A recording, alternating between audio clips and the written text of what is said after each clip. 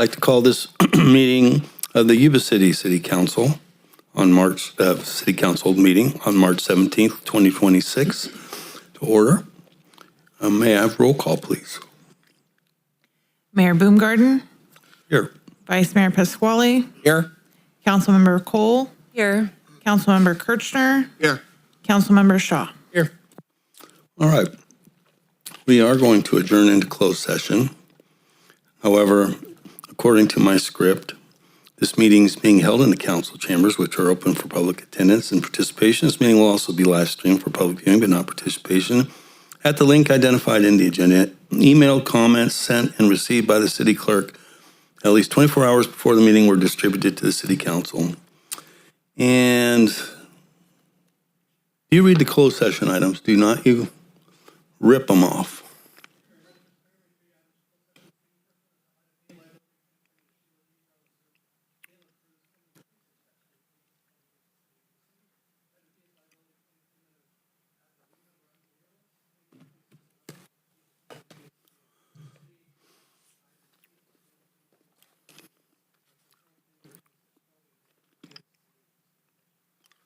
Thank you, and we will step out to closed session. And away we go. All right. I'd like to call this meeting of the Yuba City Council March 17th, 2026 to order. This meeting is being held in the council chambers, which are open for public attendance and participation. The meeting will also be live streamed for public viewing, but not participation at the link identified in the agenda. Email comments sent and received by the city clerk at least 24 hours before the meeting were distributed to the city council prior to the meeting. May I have roll call, please? Mayor Boomgarden. Here. Vice Mayor Pasquale. Here. Councilmember Cole. Here. Councilmember Kirchner. Here. Councilmember Shaw. Here. All right. Our first item is a closed session, and I would like to ask our city attorney, Mr. Shannon Chaffin, to please report out on the closed session. Thank you, Mr. Mayor. There were 3 reportable actions taken in closed session. The first one was item A was a notice of rejection due to no merit. Item B was a notice of rejection due to non-jurisdiction. And item C was notice of rejection due to untimely motion. Thank you. Thank you. Excuse me. Do we have any comments from the public on any closed session item? All right. Hearing none.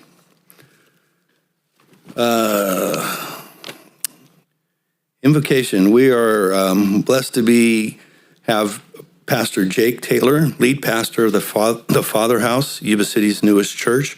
He'll lead us in the invocation. And then if Mr. Bumpus would please, Alex Bumpus, please lead us in the pledge after the invocation. Please rise. Thank you, Council. It's an honor to be here. Let's pray. Heavenly Father, we thank you for today. God, we thank you for this city. We thank you for this region. God, I thank you for this council and everybody that keeps this region safe. God, I lift up every first responder right now. God, every firefighter, every police officer, EMTs, paramedics. God, even our school teachers that are taking care of our kids and stewarding the next generation. God, for this council right now and every decision they have to make, God, I just pray wisdom. I pray guidance. I pray you would lead and you would speak to them clearly. God, I pray as they take the mantle of leadership, as they're stewarding this community, Lord, I pray a blessing over every marriage represented, God, every child represented. I pray you would be with them and guide them. And God, we just thank you for the prosperity of this city and the prosperity of this region. And we give all of this to you in Jesus' name. Amen. I pledge allegiance to the flag of the United States of America and to the republic for which it stands, one nation, under God, indivisible, with liberty and justice for all.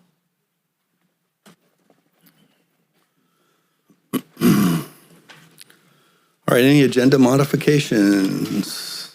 Seeing none? Through the mayor, if we could, Yeah. could we switch items 10 and 11 in order, please?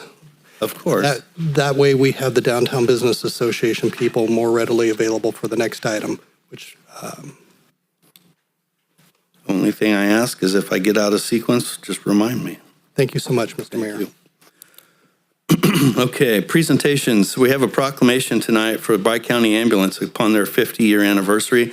I'd like to invite Alex Bumpus and the Bi-County Ambulance team family to come forward, please. Right.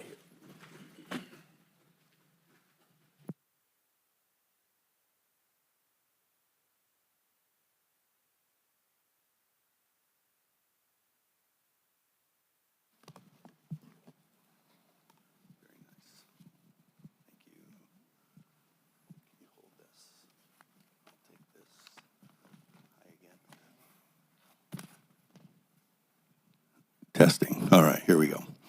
Wow, this is an honor. I know several of us were actually at Pike County Ambulance headquarters a few days ago to witness, the transformation and the growth and the all the things that are going on good with Pike County. I think you guys are doing a wonderful job. So we have a proclamation for you this evening. Whereas the City of Yuba City would like to celebrate and recognize Pike County Ambulance on their 50th year anniversary. Pike County Ambulance was formed in 1976 by Kelly Bumpus with a vision to provide reliable emergency medical services to the residents of Yuba and Sutter counties. For 5 decades, Pike County Ambulance has served as the emergency response provider for the region. Under the leadership of President and Chief Executive Officer Alex Bumpus, Pike County Ambulance continues to invest in its facilities, workforce development, and advancements in patient care. The 50th anniversary celebration themed Honoring the Past, Responding to the Present, Building the Future reflects both a proud history of service and commitment to excellence in emergency medical response.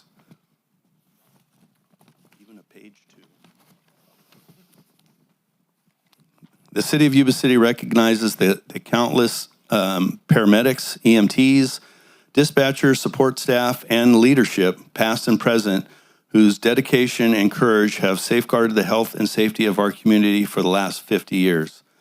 Now, therefore, be it proclaimed that I, Mark Boomgarden, the mayor of the City of Yuba City, and on behalf of our entire City Council, do hereby recognize and celebrate the 50th anniversary of Pike County Ambulance and extend our sincere gratitude for the 5 decades of trusted service to our residents. The City of Yuba City commends Pike County Ambulance for its enduring commitment to excellence and expresses its appreciation for what role the organization plays in providing and strengthening our community.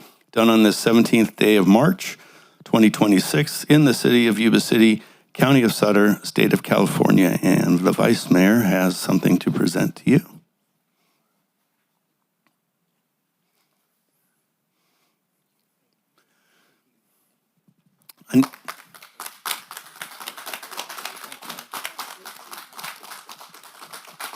So before I turn it over to our fellow councilmen, I just want to say a few things. I mentioned these previously at their celebration, but a lot of times in communities, the pre-hospital emergency medical care sometimes is an issue. I know in my time here in Yuba City, it's not been an issue, and I thank the staff and the Bumpus family for making that a reality. They provide excellent care to our residents in the City of Yuba City.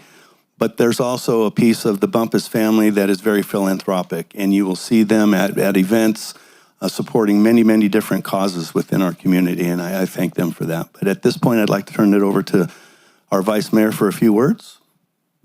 Thank you, Mayor. Having used this organization more than I want to count, I never want to see you again, but you do a really great job. You saved my craggly old carcass back 10 years ago, Alex, and I was wondering the whole time when I was in the ambulance, I don't hear any sirens, and are they stopping at every stoplight? But I knew they weren't. They did a really good job and got me in and took care of me, and I wouldn't be here. So with that, thank you so much. I was actually going to say the opposite of him, which is I hope to never have to encounter.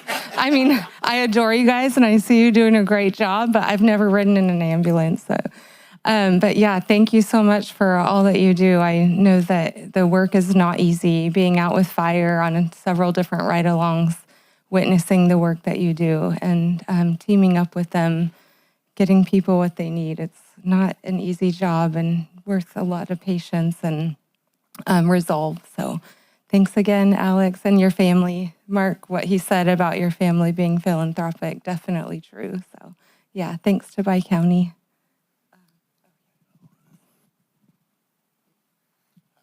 Thank you, sir. Alex, to you and your team, thank you for everything that you guys do for our community. I too have seen you around my house once or twice, and the one thing about it is even though we really don't want to see you around our house, we are so thankful when you guys show up. And you guys probably see us just like our first responders on the city side, which is our police and fire. You see all of our residents at our worst moments in time, and you step in very professionally and take care of us. And thank you for doing that. Continue to do that, and make sure you take care of yourselves, because that takes a very special person to be able to do what you do. So thank you. Hey, neighbor. How you doing? Just to piggyback on what's already been said, thank you for being on the front line. You're part of the reason, big reason why we can sleep safely and soundly at night, and just keep up the great work. Thank you. All right, here comes the moment when we get to turn it over to you, Alex. First and foremost, thank you, Mayor, Vice Mayor, and City Council members for your faith in us.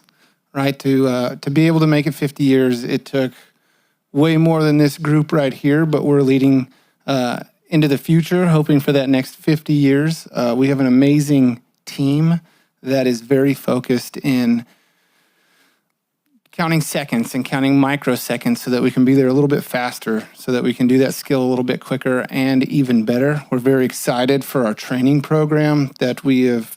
Those that were at the facility got to see some of the upgrades to the very pricey but amazing mannequins that give us the most real-world experience without it actually being a patient, one that bleeds, one that screams, one that we can change heart arrhythmias on, so that we can focus and work all of our skills to be that much sharper. But we really appreciate the beautiful crystal that you presented with us and the kind words, and I really thank Matt, Ashley, Steve, and Dara, because they are the ones that are showing up every single day to uplift all of our staff and to ensure that we're doing our duty and living up to the expectation that that we hold ourselves to and that our whole community holds ourselves to. So thank you very much.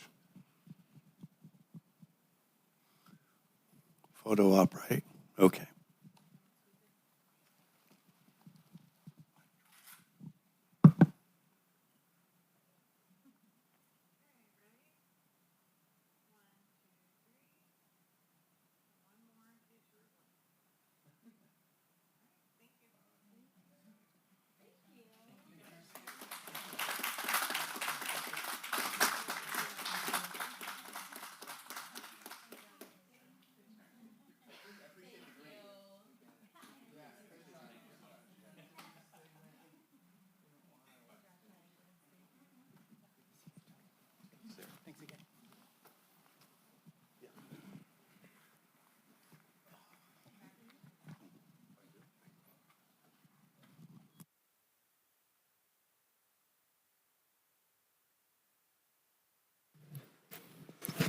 It's a wonderful organization right there who really take the care of Yuba City residents and our region to heart, and do a good job at it.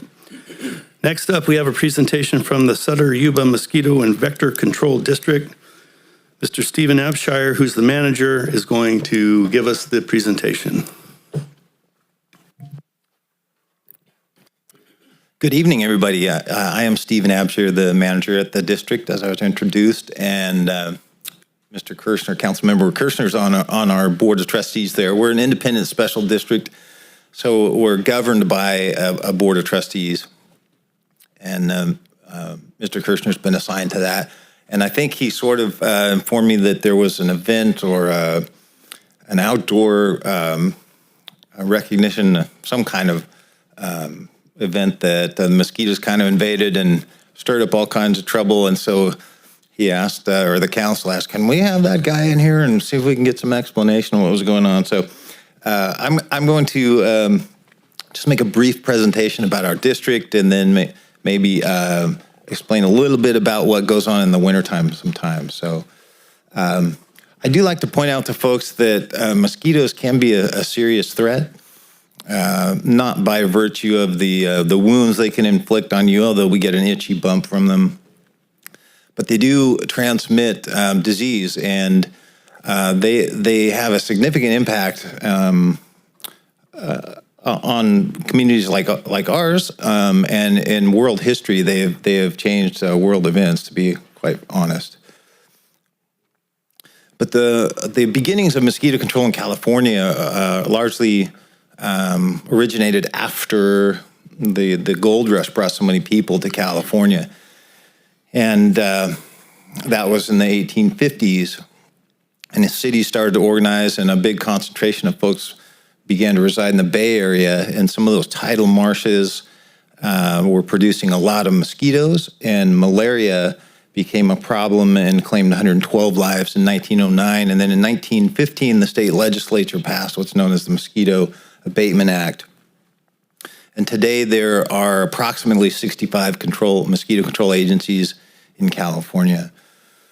Our history is that the district formed in 1946. We have a 7-member board of trustees, and the district covers about 106 square miles of Sutter and Yuba counties. It's mostly almost all of Sutter County, with the exception of the Sutter Buttes and the flatlands of Yuba County, but not inclusive of Beale Air Force Base. And the bulk of our mosquito problems come from irrigated agriculture. We have a lot of sources of standing water out in agriculture, and the uses of water greatly contribute to the mosquitoes that we see produced here. Managed wetlands are another one. And we also do intervene in urban sources of mosquito production. So things like underground street drainage. Sometimes there are things we just, they're sort of out of sight, out of mind. When water drains down the gutter, it goes somewhere, but we don't know where. Somebody deals with it, but we don't know who. And those can be mosquito problems when there's water that's held up underneath in street drainage. So we address those kinds of things, as well as abandoned swimming pools that when they're not maintained and chlorinated, they can become a significant mosquito producer. Our revenue comes from secured property tax. So for every dollar of secured property tax collected, about 2% is diverted to mosquito control. And then in 1994, the folks out there in Meridian who had not been included originally in the formation of the district made a grassroots effort, and it went to a vote. This was pre-Prop 218, so and what we have out there is direct assessment that's made annually for folks in the Meridian area. We have currently 16 full-time permanent employees, and we almost double through the warmer season and bring on temporary staff. Our program's really driven on what we find through different devices we use to trap mosquitoes and inform us about the conditions in lots of places in the district, both in the town areas and in the rural areas. And that's a photo of what's known as a New Jersey light trap, but we use other ones that are specific to particular species of mosquitoes and are more attractive to them to come and get caught. And then we respond to what we're finding in traps or what we're finding when we go out and visit sites. We have responsibilities in, again, agriculture, wetlands, pastures, and urban areas. And you can see the kind of list of the sources we inspect and treat. And it's important for folks to understand that mosquitoes need water to progress through their life cycle. So they'll begin as an egg, and they'll either be laid on a source of water, or they may have already been laid on drying mud, and that ground can dry up for even years at a time. And then when it's flooded again, eggs will be stimulated to hatch. They go through an immature stage where they're feeding as larvae and growing through 4 larval stages. Then they pupate, where all of the immature structures in their body go through a metamorphosis like a worm to a butterfly. And an adult mosquito will emerge that's capable within a few hours of taking flight. The males live on juices of plants. They don't have mouth parts to get blood from an animal or a person. The female needs blood to help her produce eggs.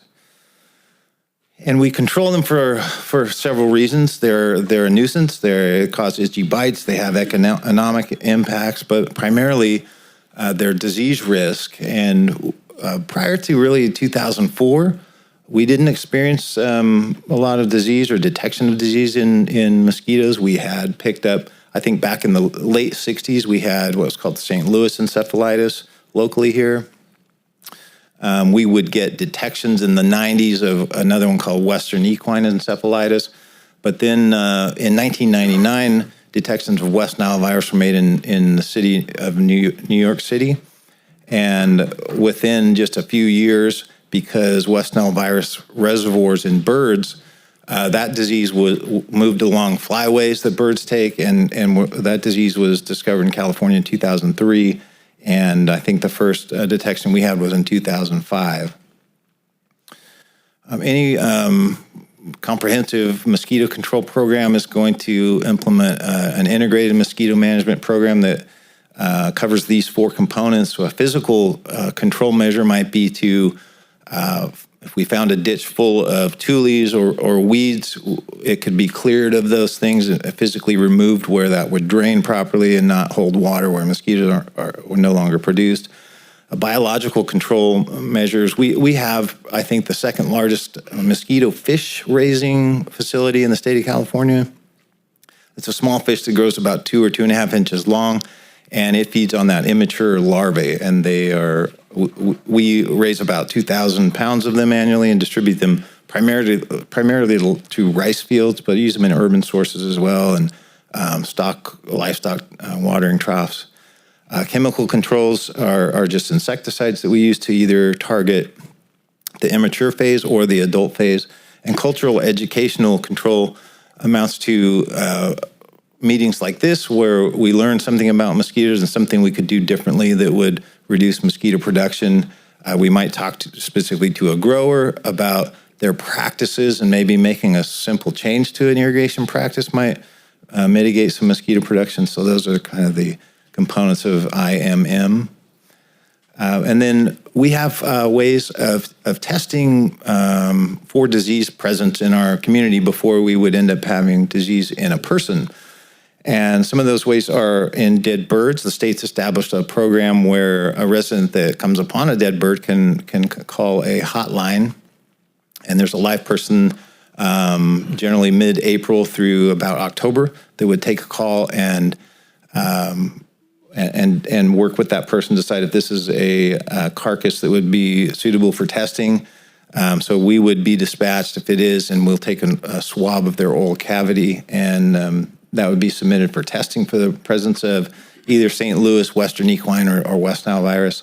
We also maintain 7 chicken flocks, one of them at our district location on Bogue Road, and then 6 others throughout the district. And they are a species of animal that mosquitoes are attracted to bite. It's a preference of the mosquito that can transmit West Nile virus to bite birds, and so they will bite chickens. Chickens tend to maybe get some symptoms or illness, but usually not die. Other species of birds will die of West Nile virus, but we can test their blood for not for the virus, but the presence of antibodies to the virus. So we do that every 2 weeks. That begins typically late April that we'll start that program. And then we also collect samples of mosquitoes and process them and send them to a lab for testing for, again, those three mosquito-borne illnesses.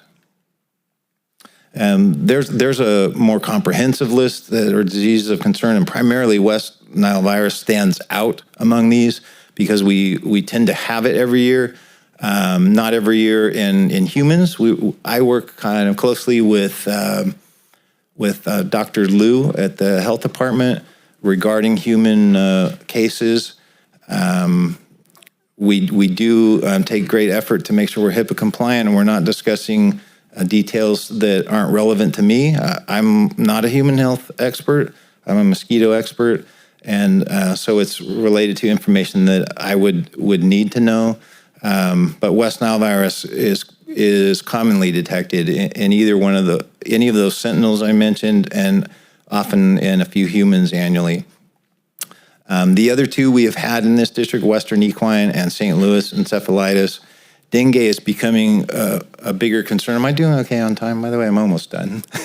Dengue is becoming a bigger concern because not every mosquito, there's lots of different species of mosquito. Not every mosquito is capable of transmitting any one of those diseases. And the one that can transmit dengue has been in tropical and third world environments, but it is now in California. And we have it here. It's called the Aedes aegypti. And it's capable of transmitting dengue. And for the first time ever in California in 2023, we had what's called a local transmission of dengue. And that's different than somebody going to a destination where dengue is endemic and getting bit by an infected mosquito. How it's different is that someone has done that, got bit and returned home, and then an uninfected mosquito bit that infected person and transmitted it to another person. So that happened for the first time in 2023. Malaria, we have seen travel-associated cases here, but in the states listed, there was local transmission in those states. Chikungunya is I guess you might call a less serious illness. The mortality rate's much lower. And then Zika virus, I think a lot of folks have heard of Zika virus. In 2015, when the Olympics were in Brazil, there was a lot of concern because there was an outbreak of Zika at the time, and people from all over the world are traveling there and then going to return. Some things about that were pretty ugly were that it affected growing fetuses and their brain development, and so they would be born with what's called microcephaly, which is a kind of a void cavity, a cranial cavity where their brain isn't developing. So fortunately, that virus has mutated or modified itself, and it is much less of a threat. It's much less virulent. So, the CDC had travel warnings into lots of different countries, and those have been lifted for some time. And then lastly, I like to point out that we can do things around our own yards. Most of us, or many of us, live in residential areas where there are urban sources of water, and I don't know if you can see them from across the room, but water can just accumulate either from rains, or right now, I know I've turned on my sprinklers for the first time, and sometimes those sprinklers will collect in just the smallest of containers, a kid's swimming pool, a tire, a wheelbarrow. In fact, I took a photo of my wheelbarrow, which was out in the backyard during the rains, and it was completely full. I mean, water was 8 inches deep in the wheelbarrow, and that would eventually turn into a mosquito-producing source. So it's a great idea to look through your yards, not just once, but through the summer for places where water may accumulate. But I guess I should have some response to the mosquitoes that have bothered folks this winter. And we tend to get mosquitoes for about 5 or 6 weeks in the wintertime, which seems unusual, but it does happen every year, and some years worse than others, some years better than others, and some places in the district worse or better than others. And what happens is mosquitoes produce the previous season, their survival mechanism is to become inactive. They find a place to hole up underneath a house, like with a raised foundation, or in a barn, or in a pump shed, somewhere under a deck. And they don't like the cold, they don't like the storms or the wind, and so they find a spot and become inactive, and that's their survival mechanism. However, when we reach typically February and we hit temperatures that get to 60 or 65 degrees, they awaken, and those females are the ones, sorry to point out the females, but just biology. But they want some blood, and so they can become very annoying, particularly when they're abundant, and they will bother folks. And what happens is once they get that blood meal, they will enter that inactive state again and disappear. And I think we're kind of right there now. I think for a lot of February and the first part of March, folks were noticing them. I know at my house, I did, and right now, I can't pick up a single mosquito when I'm out, a few hours at a time pruning roses or whatever. But it's difficult. It's a difficult time for us to really make a dent in those mosquitoes because we have a fleet of trucks that are equipped with foggers that we use in the summertime. And in the summer, mosquitoes fly late into the night. past midnight, and we have a lot of opportunity to go get them when people activity is low. Beneficials like honeybees are in the hives, but mosquitoes in February after sunset, they are prone to returning to those secluded areas, and if we put the trucks out, we would not hit any of our targets. So it really is a challenge for us, and of course the folks that are dealing with lots of mosquito bites. So I give people that are calling our office an unpopular message like long sleeves, long pants, and mosquito repellent, which it's funny because we kind of joke sometimes at work about like, I told them they're not going to get anything, but they still say thank you before they hang up. So, anyways, I'd be happy to field any questions, or if you wanted to reach me at that email address or phone our office at any time, I'd be happy to speak with anybody. Thank you. Questions from the council or comments? Good, Chair. Yes. Just real quick. Thank you for that presentation, Steve. I thought we were going to go with that. The comment about the mosquitoes in February would be like, well, just think if we weren't here, how bad they would be, right? But thank you for that presentation. Just real quick, it's been my pleasure being on your board for the last 6 years. Just the amount of professionalism that I've witnessed and how seriously these folks take their jobs. It's amazing, and it's not an easy job. It really isn't. But thank you for everything you do. Yeah, guys put in a lot of time and physical labor in the hot sun through the season, no doubt, and then a lot of odd hours at nights and mornings and stuff. Through the mayor. Thanks for being here. Just a quick question. I know that's on everybody's mind. Welcome to summer and winter in Yuba City. So when will you guys probably start up operations? Because this is going to wake them up, as you said, the blood-sucking animals. Yeah, so we rely on the information we get from the traps we deploy. And so we do tend to see really cyclical and repeat kind of performance year to year in terms of what those traps are collecting. Really, until agriculture gets going, and these warmer temperatures aren't helping. So that's why looking through your yards and everything and dumping water is a great idea right now. But most of our mosquitoes are related to agricultural use of water, so we don't really see a big increase in mosquitoes until May. Thanks. All right. Well, thank you. I was the one that was leaning on Councilmember Kirchner because we were getting blasted in North Yuba City. Yeah, I think we had a pretty tough year this year. It's not always as bad, but I would hear from like, we're trying to practice for Little League and the kids are getting chewed up, and yeah, it's a tough time of year for sure. But, thanks for being our subject matter expert and helping us learn more about what we can do to perhaps at least put it off. I can be of help. Please don't hesitate to reach out. Thank you. All right, our next item is public communication. This is appearance of interested citizens. You're welcome and encouraged to participate in the meeting. Public comment is taken on action items appearing on the consent calendar or business items on the agenda when they are called. Public comment on any other items within the scope of the city's jurisdiction, including items not listed on the agenda, will be considered at this time. Public comment is limited to 3 minutes per speaker. Members of the public submitting written requests at least 24 hours prior to the meeting will be allotted 5 minutes to comment per speaker.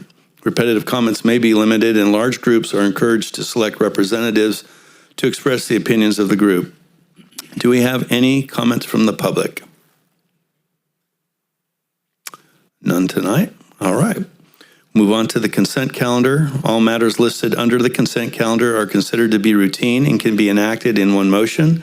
There will be no separate discussion of these items prior to the time that the council votes on the motion unless members of the city council request specific items to be discussed or removed from the consent calendar for individual action. Do we have any comments from the public on the consent calendar? Anything that needs to be removed from the consent calendar by the council? Seeing none, I'll entertain a motion. Through the mayor, I'd like to take action on consent item 4, 5, 6, 7, and 8. Second. All right, I have a motion by the vice mayor, second by council member Cole. All those in favor signify by saying aye. Aye. Any opposed? Any abstentions? Seeing none, consent calendar is approved unanimously. We'll move on to item number 9, business items. It's the annual report from the Downtown Yuba City Business Improvement District and a proposed levy of annual assessment for 2026. This will be presented by Mr. Robert Bendorf. Thank you, Mayor, council members, Robert Bendorf, City Manager. So the item before you tonight is to receive the annual report from the Downtown Business Association and also adopt a resolution to accept and review the report, and then also adopt a resolution to set the assessments for 2026 as well, and set a hearing date of April 7th. So the DBA boundary is here, as you see a map along Plymouth Street and the businesses that participate. And then per our Muni Code, as you well know, that's what sets the stage for the annual report, as well as adopting the assessments for the upcoming year. So this is what the annual report outlines. I don't want to go into too much detail. We have somebody here to present that, but you'll see these items remarked in that presentation. So the recommendation tonight is adopt a resolution to accept and approve the 2025-2026 annual report for the DBA and adopt a resolution of intention to levy and collect 2026 assessments with a hearing date of April 7th. So having said that, I'd like to invite Jake Livingood up here tonight, and he is going to do the presentation for the DBA. And Marnie Sanders, who's the president of the DBA, couldn't make it tonight. So, but we have a great stand-in in Jake. Y'all ready?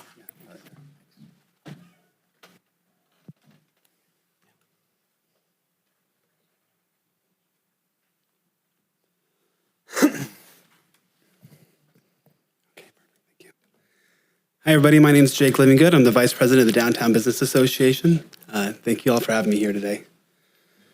Today, we're going to do the 2025 recap. I am standing in for our President, Marnie Sanders, who couldn't be here with us today. Our coordinator was kind enough to put together this presentation for us, and I believe there's a video here I could play. Is there a way to click it inside of here? It should just be this one. Here's just a little bit of a highlight of our video. And with that, the 2025 season comes to an end. Good night.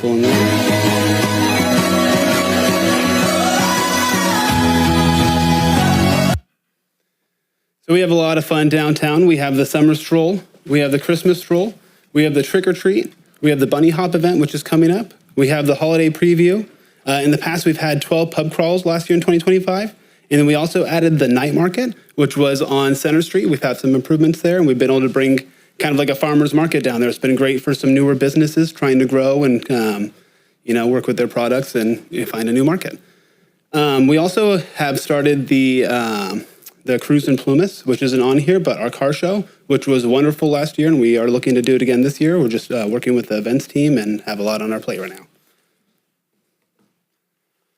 We do have another video here, if that's okay. Just to the left. I think it's the last video too. So there you go. We don't have a full count of the participation each year yet. We are working to get some better data to share with you. We are working with a company to get some of that data from Google, I believe. But just the video here shows we've had a huge turnout for the Christmas stroll. Of course, we also had our new arch put in there, and we've got our council members as well in this great photo, which we have on the front of our website as well. Again, we've had 12 different pub crawls in the past. We're going to be switching it up this year with some different types of events and probably do less of them, but make them a little more impactful. We've had downtown socials. We've had the bunny hop, which was great. We had a couple council members out there helping us through the crosswalks, which was always great to have them out there and participate with us. We appreciate it. And then again, the cruise and car show was such a hit. Online, we utilize social media to get our message across, and it's working, in our opinion. We see videos going anywhere from 9,000 to 30,000. A lot of this is all just organic. Our views are predominantly in the Yuba City area, which is great. And these videos get to highlight our local businesses and business owners downtown. So it's been really wonderful, and it's been a great tool, and it's kind of like a supplement to actual marketing dollars because we can get so much across without having to put the money in it just by posting online. A lot of the creations and posts go to our coordinator too, who is responsible for that. This is probably my favorite part here is the data. I'm kind of a data nerd. I don't have the comparison up here right now, but I do have the comparison in my hand. And we can take a look here. I think that might be cut off a little bit. Is it a video? Okay, then we can hit play on this one.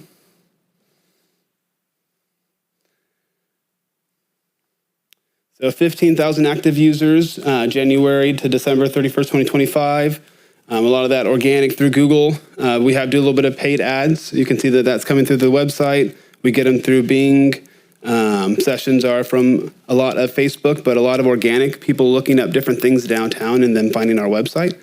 Our website does have a directory, so you can land on there for many different reasons. If you're looking up pizza, if you're looking up carpet, flooring, our website shows up and it helps gives more of a voice for our businesses downtown. One thing that I thought was really cool was we had a new business that just opened their doors. They didn't have a website or anything yet, but when you looked up their business, they actually showed up on the Downtown Association's website with their phone number and address, so that helped people find them a little quicker. I'm not sure if this video is playing, but we can just go to the next one. If anyone has any questions about the data or wants to go into it with me more, I'm always happy to sit down and review it. One thing that I noticed versus 2024 to 2025 is our users went up 152%, and our active users went up 153%, so it's about the same number. And then our event count, which means forum fills, phone calls, went up 138%. And I can also see that a lot of our traffic is coming from Sacramento, San Jose. I see Yuba City in here, Los Angeles. So we're actually getting some visibility outside of our own county and city as well, so which is great. Some of the highest traffic days, I think, are right before the stroll. People are looking up information, and that traffic comes from all over. Talking about our stroll, we have some wonderful sponsors that help us with our events in downtown. One of our favorite sponsors is the City of Yuba City, who's always gracefully working with us to make sure these events are, great for everybody. We have Sutter County as well, who is just as involved. They show up to the meetings and they talk with us and work with us. We have Say Love, who's partnered with us in the past to do cleanup for our strolls. Comfort Keepers. The second line is more of like our affiliate partnerships, people off of downtown, but they still have an interest in the downtown and want to see us be successful. Those businesses are Comfort Keepers, Murdoch's Moving and Storage, Sutter County Children's Families and Commissions, and Sutter Buttes Business Services.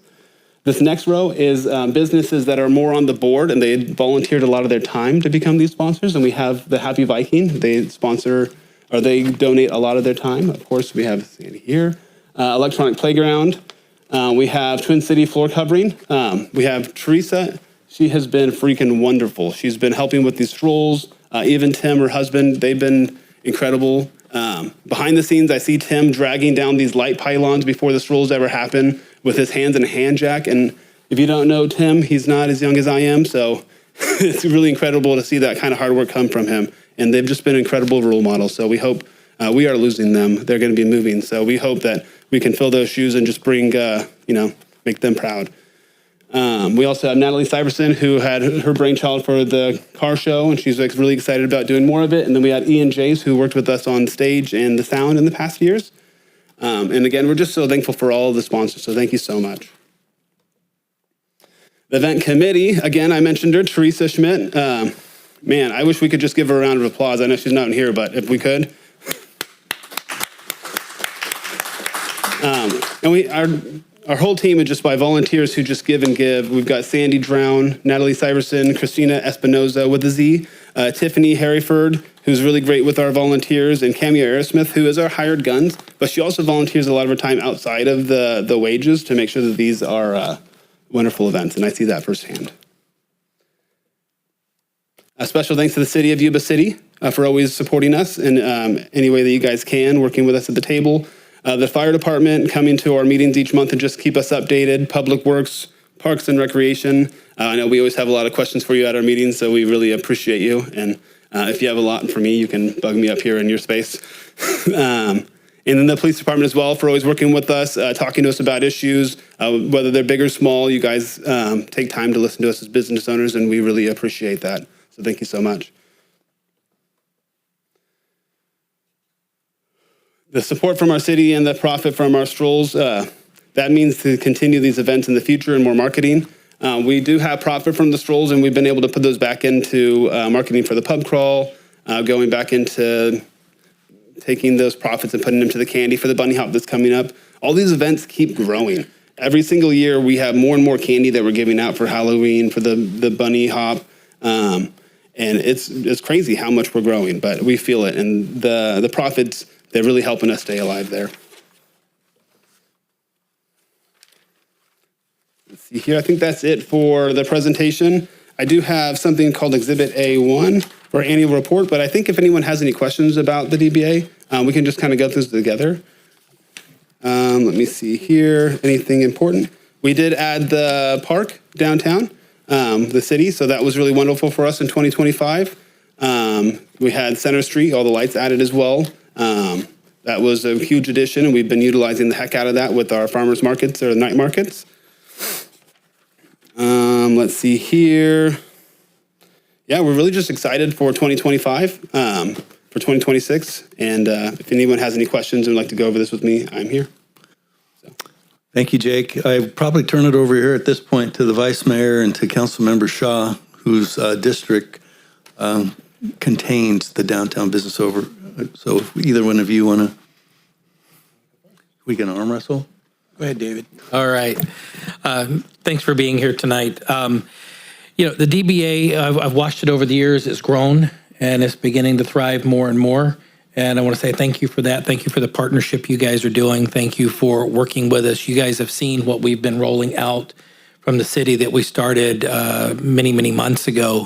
Robert sat down and said, I think, Robert, your first words were, not thinking outside of the box, but get out of the box, right? And we got out of the box, and you see what downtown can be. And I'm looking forward for you guys being a part of that, because as you read in the report that we did, in the presentation we had, a thriving downtown can drive the city. And so we need to look at things in the future with maybe looking beyond, not for tonight, but looking beyond that a map that's just the district is right down the street, but looking how we want to wrap that around, maybe moving it over a few streets so we can really expand those opportunities and look at things that we've all talked about, like the entertainment district, because that's really what's going to drive the downtown. Is we need that to be the hub of that downtown area to where people come for dining, entertainment, kind of escape, and not just rolling up the windows at 5 o'clock, the doors at 5 o'clock and everybody going home. That's not a thriving downtown. You guys are turning it around. I want to say thanks. So We share that vision with you. Mayor. I've noticed that the group is very driven. They have issues and they just don't sit back and bellyache about the issues. They actually take the bull by the horn and actually resolve issues. And they go, and hopefully we are there. I know the city has a great presence at those DBA meetings. And I see the synergy that goes on with that. And so I think we've got a good thing rolling. I know at the last meeting I brought up the fact that the 4th of July, the kids parade, and it wasn't even on your radar really. And me just making that little comment, you all got in a buzz, and I know you're doing something about it, and I appreciate that. You're very proactive in getting things done, and just keep it going. It's our vision here, and you've got all the support I know from this council to make things happen in the downtown. So, thank you. Councilmember Kirchner or Cole? On behalf of the council, thank you for the report, Jake. I think that hopefully you know, and it sounds like you do, how much we really do support the downtown and how much we want it to continue to grow, thrive, and be the good place that it is. We can go down and visit and have fun with you all down there too. It's always a good thing. And the bunny hop is the 28th. Is that what okay. So I'm sure somebody here, I know I will try to, those events are always good. Any comment from the public on this item? All right, we got Wade. Someone put Wade down. It's in their district. Yeah.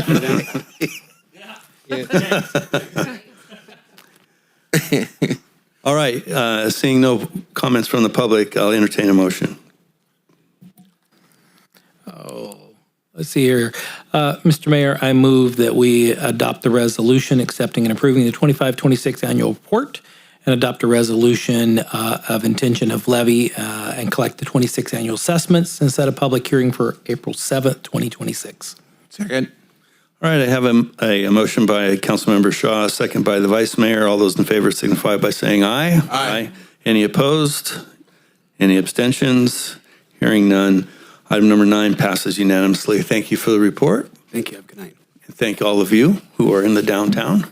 It's a good spot to be. Mr. Mayor, can I mention something really quick? I just wanted to thank Jake and Cameo, Sandy, everybody for being here tonight. But I really believe in you folks have embraced some of these ideas, and I love hearing your refreshing ideas. They're fantastic for the downtown. And I think as we've heard in some of our economic development presentations, it truly is the heartbeat for the city. And so, and I really like how you look beyond your downtown and look at all of Yuba City as having an impact, if you will. So without you all being a catalyst for all of Yuba City, we don't get the number of visitors that we do. We don't have the number of events that occur. So I just really appreciate working closely with you folks. You've never said no, and you're always looking at finding, new ways to do things and provide opportunities for our residents and businesses. So I really enjoy it, and I just had to remark that it's a pleasure to work with everyone. Thank you. All right, moving on to item number 11, which we are swapping with number 10. This is, okay. Oh.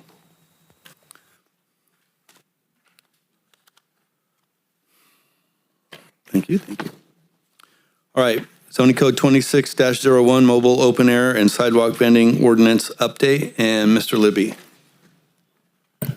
Give me a moment. I think we're having some technical difficulties.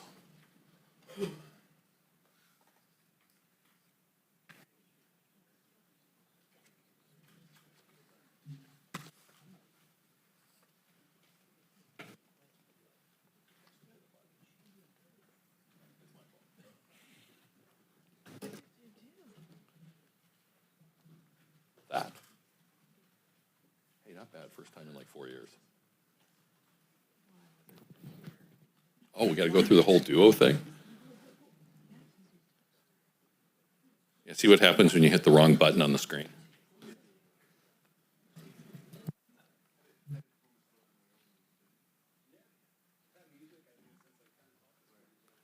Thank you.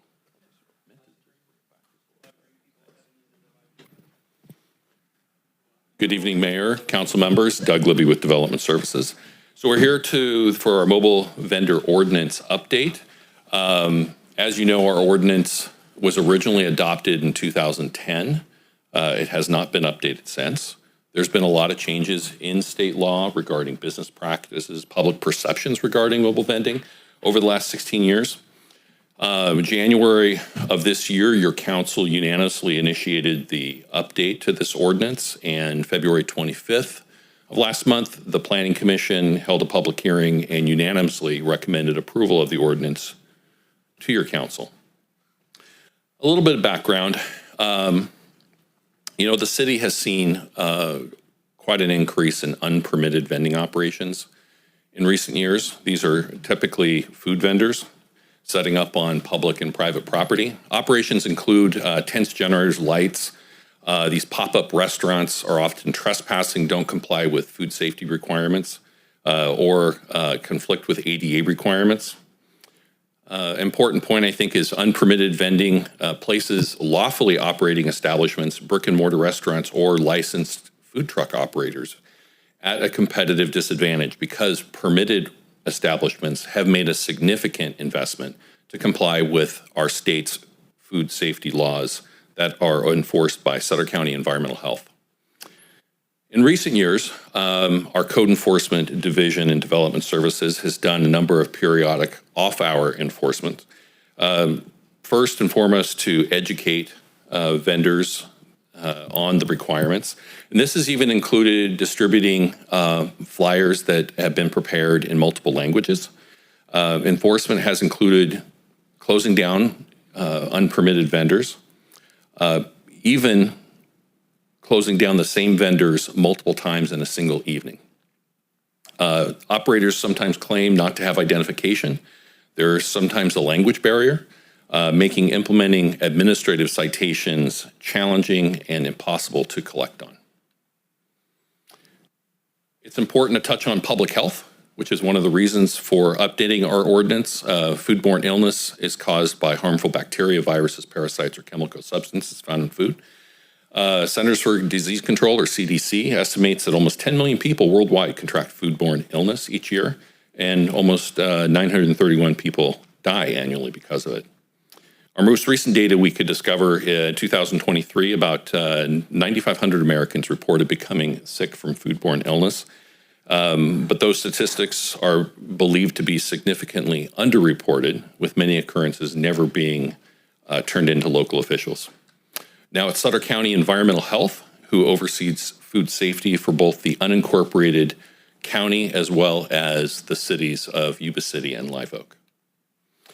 So when we talk about some of the pop-up vendors, this is what we're talking about. You'll find them on the streets all of Yuba City, some along the main thoroughfares. We have blurred out the faces of the vendors. I think many of you in the council have seen this before. You can see the generators, you can see the setup, and a lot of times the concern has to do with temperature control in the food, accessibility of the food to insects, as well as you'll notice that none of these facilities have just basic hand washing stations. I would note that some of these vending operations where they show a phone number, code enforcement actually follows up once closing them down to try to get to not necessarily these folks, but the boss. And, anytime that we get someone who understands that we're calling from the city, they quickly hang up on us and never pick up the phone again. So we've been unable to reach some of those folks. So the ordinance update is divided into different categories. So the first category that we're updating is what we call mobile vendors. That's your food trucks, your mobile caterers, your could be ice cream trucks. So we're updating the definitions. We're looking at requiring a permit to operate to be prominently displayed at the point of sale, clarifying that permit renewals are to ensure data on file with the city is current. That's been a shortcoming in the current ordinance. Extending allowed hours of operation from 8 to 9 p.m. Establish an option for food trucks if it's okay with a school to locate in loading and unloading zones for 2.5 hours for lunch service. Limit food truck operations on private commercial property to 2 hours with property owner authorization before needing to relocate. Establish an exception if the city issues a temporary use permit or other approval. Provide for a single food truck to serve a party at a private residence up to 6 times per year, and give an option for limited tables and chairs if allowed by the city under a temporary use permit or other specified city approval. The next category is the pop-up vendors or open-air vendors. This would establish a temporary use permit or short-term activities for tax-exempt organizations on publicly owned land for 3 or fewer consecutive days in a 90-day period. Other temporary uses could be considered by the Director of Development Services if they were similar in nature, met the findings as laid out in the ordinance. Otherwise, they would need to go to the Planning Commission for consideration. The other category we have is sidewalk vending, and this is the one where you've heard from the city attorney before, is that cities and counties' hands have largely been tied for sidewalk vending, and that's because of Senate Bill 946 and some companion legislation. I mean, in a nutshell, sidewalk vending has largely been decriminalized in California. And so the rules that we can put into effect are quite limited. So the draft ordinance does establish a program limiting them in residential zones, parks with concessions, limiting hours of operation, compliance with ADA and other local requirements.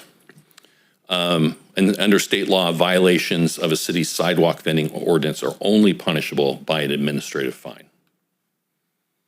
Youth entrepreneurs.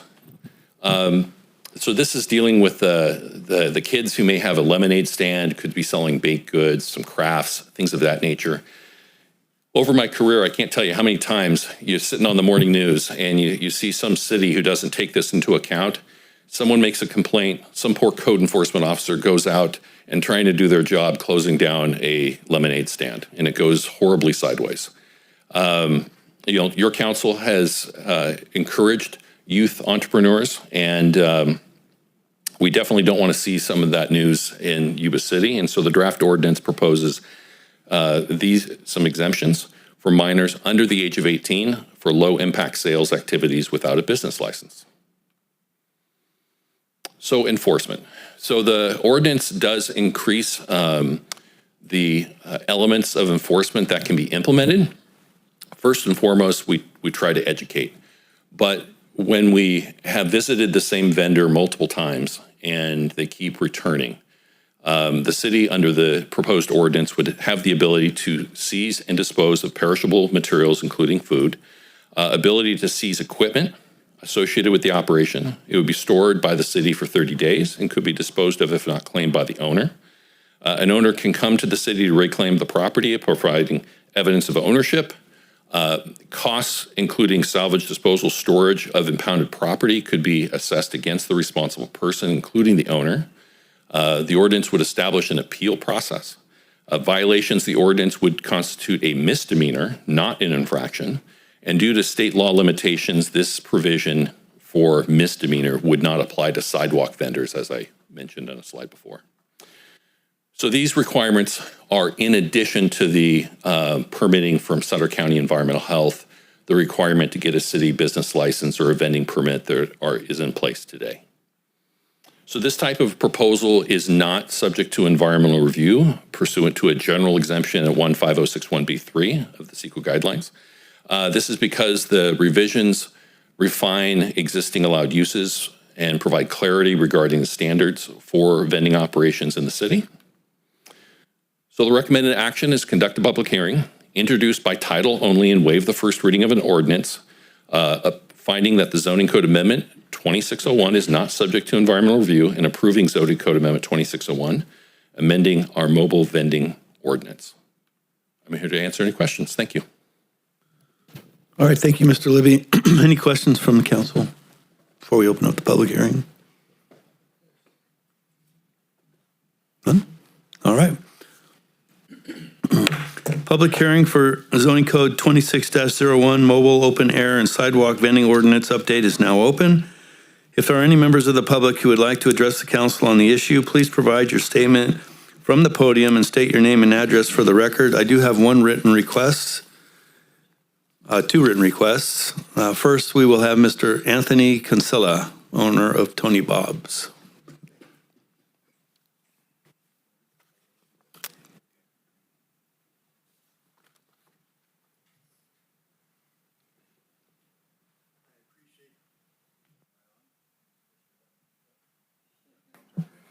I appreciate the opportunity to speak at this council meeting. I diligently prepared a speech that I don't have in my possession. So to the best of my ability, I'm going to go by my memory. First and foremost, I had the opportunity to meet with Mr. Levy, and I appreciated the time you gave me. I've had the opportunity to speak with most council members or meet with both speak and meet. Unfortunately, Ms. Cole, my apologies, but I inverted your number, and somebody in this community has got messages from me several times. And they're probably wondering what the hell a Tony Bob is. Listen, I understand the need for change, and I understand that I entered, thanks to I believe it was Mr. Shaw, I understand that I entered an arena of my choice. I retired and I decided to go into the food vending business. I was not aware of all the problems in that industry. I was only thinking of what I wanted to do. I followed all the rules and regulations. I got all the state credentials, county, city licensing. I did everything in my power to do everything that was required of me to be able to move forward with this business. Inadvertently, I was approached, well, in the last couple of weeks, I was approached by a code enforcement officer who apprised me of changes coming about or I would not have known. And that's how I met with Mr. Levy and found out all the proposed changes that are being sent forward. I have serious concerns with these changes, not because I believe that we don't need to update our current policies and procedures, but I believe it's not conducive to operating this business. To know the mobile vending business is to understand that you can't pick up and move in 2 hours. It's not feasible. It takes me an hour and a half to open my doors, get all my foods up to temperature, my ovens, my deep fryers. It takes a good hour, hour and a half. That would give me approximately a half hour to sell as many hot dogs as I could possibly sell. That's not possible. It also would take me an hour and a half to shut everything down to move. Mobile does not mean I could hop, skip, and jump around Yuba City. Mobile means that I have the ability to expand my customer base, and I chose not to be a brick and mortar for that reason. Whether it's events, whether it's private parties, but it gives me that ability to go to them, which I felt was a far greater business practice than doing a brick and mortar. During my conversations with some of the council members, it was said to me that I'm impeding where I'm located right now on other businesses, restaurants. I don't think I'm impeding. I think I'm competing. There are restaurants next to restaurants, car washes next to car washers, liquor stores next to liquor stores in this community, hardware stores next to hardware stores. We should all have the ability to provide our service or our product to the public on the same level. I understand I have wheels under my kitchen. However, I would venture to say my kitchen's a lot cleaner than a lot of restaurants in this community. And I have a right to push my product just like they do. I share the same credentials. I would never take my rig and park it in front of their Wiener Schnitzel. I know that's ethically not good. It's not a good business practice. But I'm on a private parcel owned by a company who says I can be there. I had their consent. And I don't think time constraints, 2 hours, 4 hours, or 6 hours should even be implemented. As long as I'm operating under the permits that I have, the licenses that I have, and conducting my business by the standards put forth currently, I think I should be able to operate. I only operate during the business hours of the property I'm on. I'm not asking to extend that. I'm not trying to work all night. But what I'm asking is for you to understand that you're going to push me out of this community because I can't operate under a 2-hour window. And this is my community. I like what I do, and I want to serve my customers. My customers line up at my window not because I had the best hot dog in the world. I have I'm done. You can start to wrap it up, but yeah, please continue. I have a convenient service that I provide with a quality product. And I'll recant that. I do have the best hot dog in the world. But I would like to continue to serve this community. I understand what is happening with the illegal vending. And I support everything that Mr. Lilly says, with the exception of, I think enforcement should be the issue and consistent enforcement because it's all after hours and you know that. And I don't work and operate after hours. I want to thank the council for your time. For those of you that came out and saw me, saw my kitchen, listened to my plights on the phone, I appreciate you. I'm done. Thank you, sir. The next written card I have is from Mr. Tom Tucker.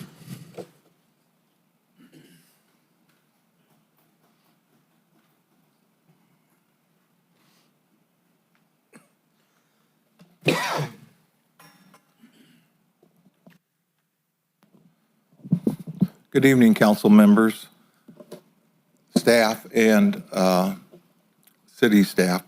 My name is Tom Tucker with Harder Packing Company, 1321 Harder Parkway, Yuba City. I met Tony here maybe a month ago and discussed with him the possibility of maybe a relocation of his food vending area to perhaps maybe adjacent our property at Harder Parkway.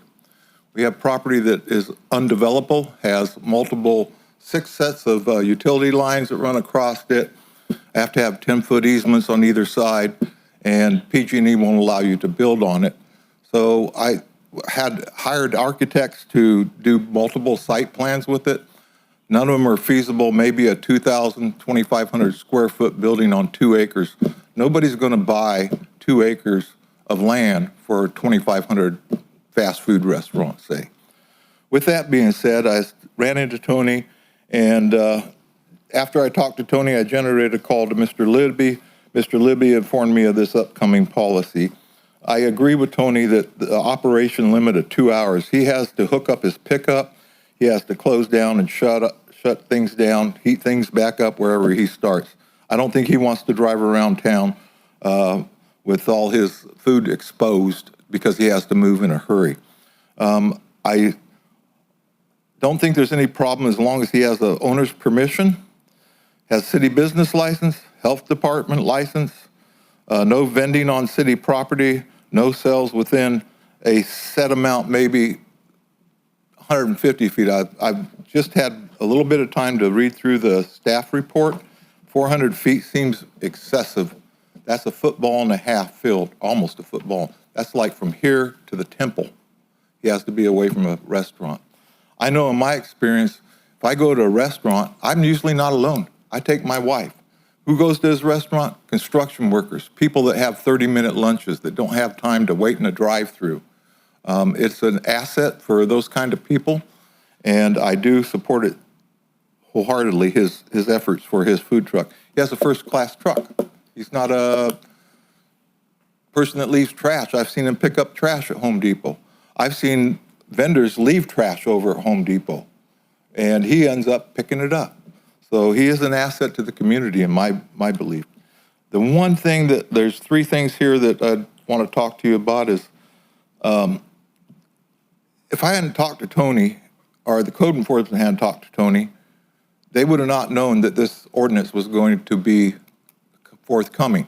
I know you have an agenda report, but not every vendor in a truck is going to go grab every 2 weeks the city agenda to see if there's something listed that might affect him.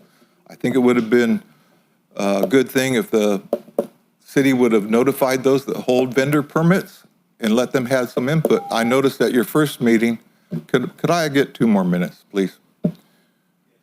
I know that your agendas get posted for the public, but not every vendor is got, your last meeting you had nobody, no comments at all.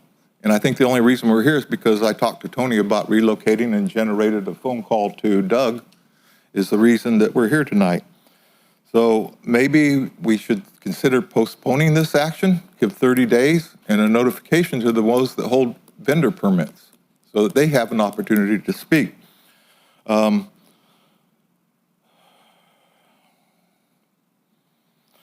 Another section I have a problem with is section 8.55344, paragraph 3.5 and paragraph 3.6. No vendors located on undeveloped or vacant parcels. I have a 2-acre parcel. I don't know what to do with it. Thought about maybe a couple of vendor trucks. It might be an asset for the amenities to the park. You have, anybody wants to get anything other than water or want an iced drink or iced tea, they got to get in their vehicle. They got to drive away from the park, then they come back. So I think I fully endorse Tony's operation. Thank you. Thank you, Mr. Tucker. Anybody else from the public? Good evening, Mayor and federal council. My name is Sandy Drown, and I'm with the Happy Viking. And I know I've been working with Doug, so I love your due diligence on this presentation. I have not been to Tony Bob's food truck, which I now am going to follow you on Facebook so I can know where you're at. My husband and I love a good hot dog. But I know for us, it was the complaints, and we own a brick and mortar, 741 Plymouth Street. I think for when I was talking to Doug and we were getting a lot of complaints from our merchants was more of that they didn't have their food permit, they didn't have food handling information. And so that was really kind of the start of this conversation. And so I'm not sure with Tony Bob if it's not, I don't think it was directed there, but he did bring up a good point about starting up your food truck, because we have a beer trailer. It does take a minute to set it up. I know exactly the hours before you set up and the hours after. So that might be a consideration that the council can consider. But I do appreciate the hard work that you've done on this, because I do think that in our community, we need to protect that. We make sure, just like if you're in retail, you have to get a seller's permit, just like you're a barber, you have to get your certification there.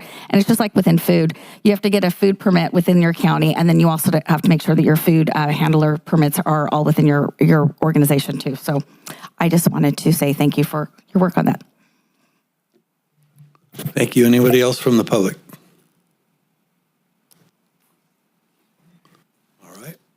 Go ahead and close the public hearing, bring it back to the council for any questions, comments. Through the mayor. Yes. Thank you guys for the comments tonight. Anthony, I take it you go by Tony. We talked on the phone. I'll say it here publicly, and we talked about it on. Thank you for all you're doing, and thanks for the phone call. You're not the person we're after, and I want to repeat that. You're not the person we're after, because you've tried to do everything upright and legit, and you are entitled. That's the American way, the entrepreneur way.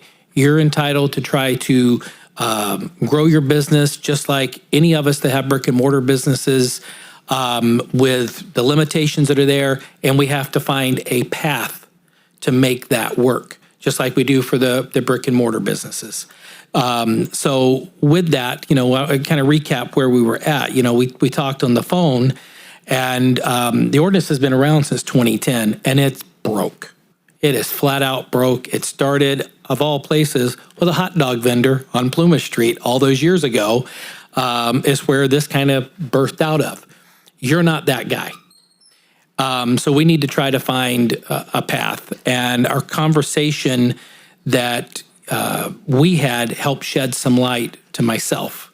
And because under the current ordinance, the way it's written, and the reason we haven't enforced it is because nobody could have any type of mobile vending of any sorts in the city because it is that broke.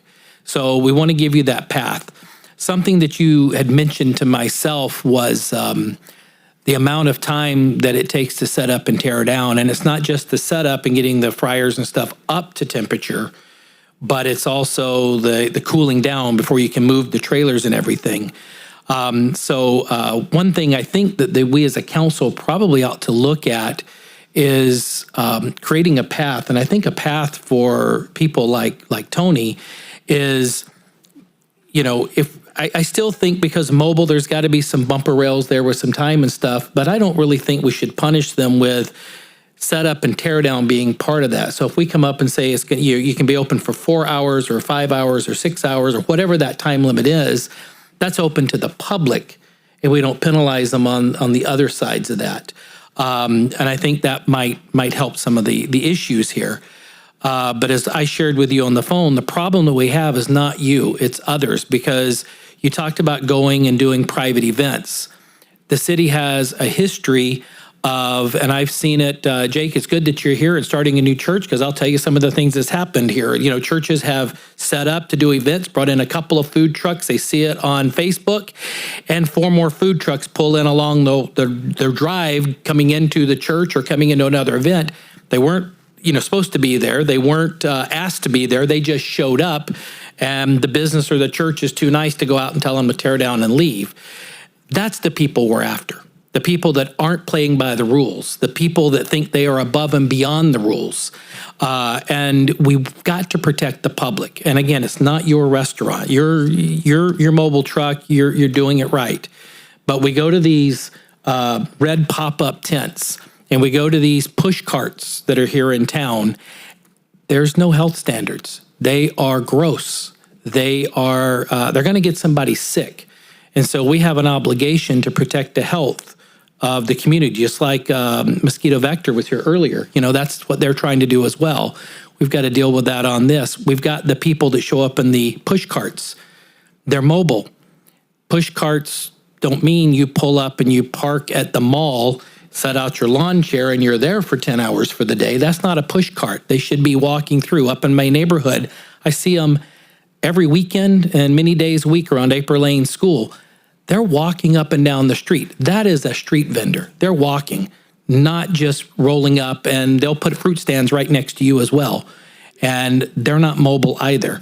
So I put all that together. I would love for the council, let's think a little bit beyond the constraints and see if there's a way that we can create that path for the people that's trying to do it right. But yet, I want all the teeth in this darn thing to go after the people that we know are, I'm just going to call it the common criminals of the community. That's really what they are. And so I kind of want to find both ways if we can find that. So. Thank you. All right, through the mayor. I agree with you, Dave. I'm sorry we didn't get to talk. I was informed of your challenge by my mom, so I totally agree. I think that with stuff like this, it's not necessarily a new challenge, but it's a growing challenge, and it's going to take some time and cooperation and collaboration for us to figure out what's working. So I appreciate everything you said because it does bring light to this issue. And it's very disheartening that people who are trying to do everything right are presented with either entries or barriers to entry or to even operate. And so I know none of us intend for that at all. You should be able to operate anxiety-free and knowing that you're doing everything, trying to do everything right. You have all the permits and licenses. So yeah, I'll just keep it short and sweet. If people are doing their due diligence like you are, you have permission from the property owner, I would definitely like to expand the hours and help and reward people who are doing it properly and give proper consequences to those who are not. Through the mayor? Yes, sir. Mr. Levy, 2.5 hours, where did that come from? So the 2 hours is for the mobile vendors. 2.5 hours pertains to the food trucks operating, for example, over by, let's say, Yuba City High School. Right, okay, and I see them daily. So the 2 hours, is that in statute, or is that something we arbitrarily just decided on? It is something that is at your council's discretion. Thank you, sir. With that, I've been out to Mr. Tony's food truck. He's not trying anything. He's doing it. He's doing it right. Went into Home Depot. They love him. He's gotten rid of indigents in the parking lot. The lady couldn't say enough great things about him. She says, he pays us nothing, but I would hate to see him leave, is literally what quote that the manager of the facility told me. If this gentleman, Tony, would 4 hours be doable for your dispersing of your product, or 5? What do you think? 6? I'm asking. That's why we're discussing this. But I need the concession that you spoke of earlier of, set up and tear down. Oh, so the 6 hours is including your. Okay. We're gonna. I think as council was gonna make some adjustments. Thank you. Through the chair. So it sounds like we're headed in the right direction, and I agree with what's been said at this dais. I do want to address the idea respectfully, Tom, about it's the city's responsibility to do the reach out. I've seen that in the last 6 years, and you would think in 2026 we'd have a monopoly on information. We don't. Mr. Wolf knows about this because we had a community meeting, several of them, and there was a large group of people there, but you're going to get those folks saying, hey, nobody told me. And I hear that all the time. Nobody told me. And it's not just mobile vendors, community meetings, but how do you do that in 2026? If you're not on this, you hate social media, you don't read the paper, for whatever reason. In the past, cities literally gone door to door. What if they're not home? What if they look at the Ring camera and said, I don't want to talk to that person? So this idea of if it's the city's responsibility to reach out to these mobile vendors and make sure everyone's here or everyone's on board with this, that is in my opinion, kind of unrealistic. But I do agree with everything that my colleagues have said. All right. Thank you for the phone call. I know we played phone tag for a bit, but I really do appreciate the passion you have for your business. As a former business owner and an operator, I definitely get it in regards to the competition. I would have preferred not to have Case tractors, Kubota tractors, and what have you down the street from my John Deere dealership, but that's not how it works. So I get that point. There's a couple questions I have, Mr. Levy. One of them, it has to do with the undeveloped land. And the reason I bring this is because, as I think you know, and some others know, we're currently taking a look at maybe having some sort of a location for food trucks, mobile vendors, if you will, on undeveloped land. So I'm concerned if we establish that we can't do that might prevent us from doing something that other jurisdictions have found great success in. So I raise that to the council as well of some consideration if we decide to tweak this thing. The other is definitely, I would think that there needs to be consideration, as the vice mayor mentioned and Councilmember Shaw and Councilmember Cole agreed. There's a prep time and a cleanup time, and then there's an open for business time. And I think we need to define that, because I think it's reasonable. I know by virtue of your discussion with me about what it takes to get up and running, that nacho cheese doesn't, and the chili doesn't warm itself. It takes time, and it takes time to clean things up. So, I would look beyond the 6 hours rather than say, hey, look, I think it's hours of actual sales is what we should really be talking about. And hopefully, people don't take advantage of it. So there's a couple things there that I think I'm asking that maybe we consider. Number one is the undeveloped land piece. And the other is just establishing hours of selling, if you will, and understanding that it's going to take a little time before and after. But the other one Mr. Tucker brought up was our outreach. It's my understanding there aren't a lot of permitted mobile vendors already, right? I mean, thank you for doing it right, but other than you, I'm not sure there's a bunch of them out there.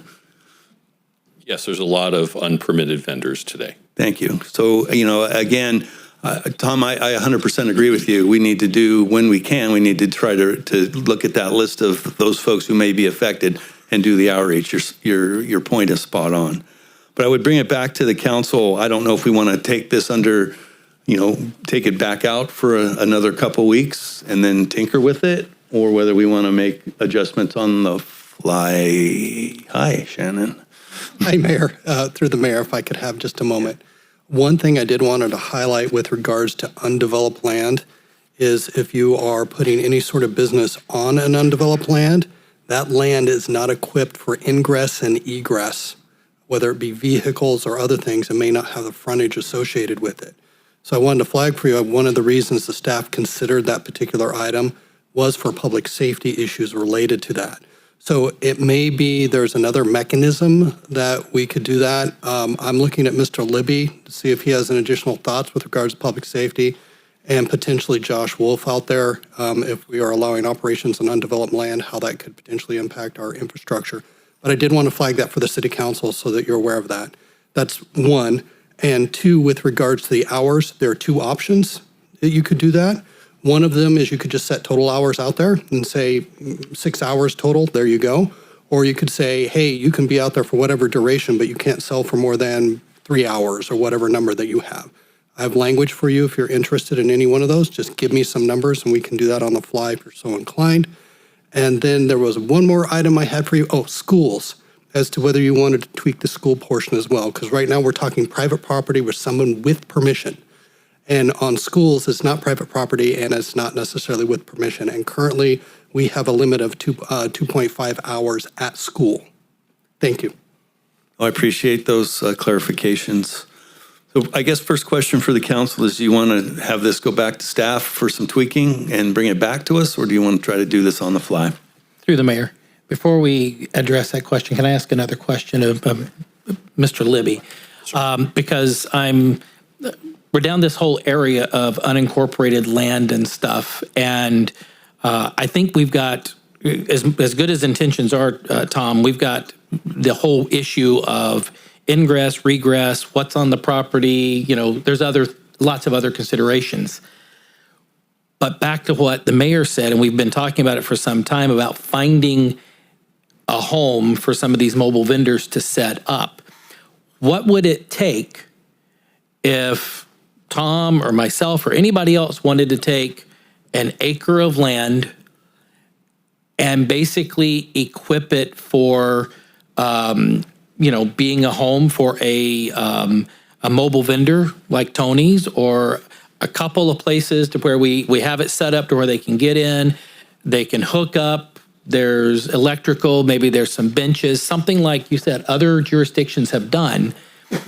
Is there a mechanism outside of this ordinance that we would fall under to do that? Because wouldn't that be some kind of building permit, development plan, something that's outside of this, correct?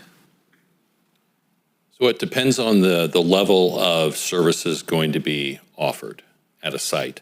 You might remember the city did permit a place for food trucks over off of Garden Highway next to the Dollar General. They tried that for a little while. It was on gravel, I believe, and it just didn't do well, and so it went away.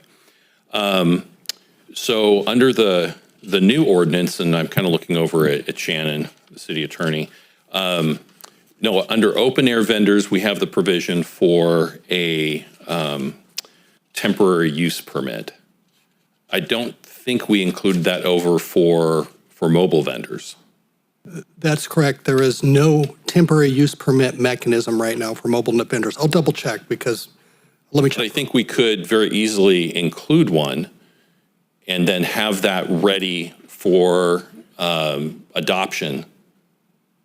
Yes, and Mayor, I appreciate that we're trying to work out a policy issue here, so thank you so much for your patience. But that would allow staff the opportunity to look at the site itself for safety issues. Yeah. So if a site was appropriately safe or could be utilized safely, then certainly a temporary use permit could be ministerially issued by staff.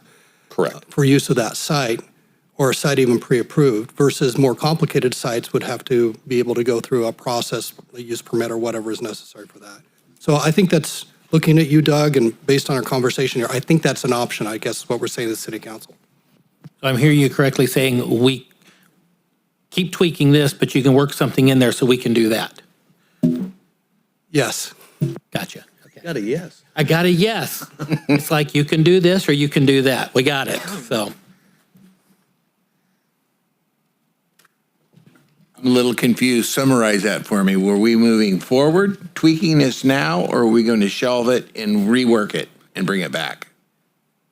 So from staff's perspective, if there was a consensus of the council for how many hours you would like to allow a food truck operator to be able to stay, that's an easy change. That's an easy change. So as far as the other part of it, as far as incorporating a temporary use permit, we have that basic language already in the open air vending section. We would basically redo it into the mobile vending portion of it. It's not a big change. It's not a big deal. So as long as you provide us with that direction, we can move forward tonight. Through the mayor. Oh, thank you very much. I appreciate that, Councilmember. Through the mayor, if I may, could I make a suggestion? This may have an impact, and hopefully it does have an impact on bad operators.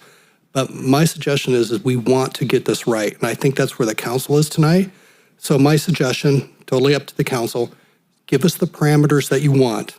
Let Doug and I go back, put this out there, and get it written up. We'll just reintroduce it at the next meeting. That'll give Tony an opportunity and anybody else that's interested in an opportunity to see the changes that have been made. And then we can bring those back to the city council. And then if we need to tweak at the next meeting, we can do that. That way we're not doing it on the fly tonight. That sounds good to me. Council, are you okay with that? So 2 questions. Number one, and probably foremost, hours of operation. How do you want to approach that? I mean, I'm for, gosh darn it, Shannon, you said it better than I did. There's a time that you can be open to sell, understanding that there's time at the end and the beginning to clean up. A total sales time. Total sales time. Okay. Through the mayor, this is not my area of expertise, but I would just worry that it would be more difficult to enforce if there was a set time to set up and take down and then hours to sell. I'm totally fine with that, but would it be a little more difficult to enforce? You're the enforcer. So, folks like Tony, he says he operates generally, probably 4 hours a day or something like that. That's not going to be the problem. When we get the information that someone's operating 8 to 10 hours a day, is brought to our attention, we would then have to follow up and investigate. I don't think it's necessarily a problem with setting a time. Hold on for a second. Hold on. So, Mr. Tony, you're as much a subject matter expert as anybody in this room right now. What would you consider to be, given everything we're trying to accomplish and everything that you've enlightened us about, if we were talking about a total time on site, what's that for you?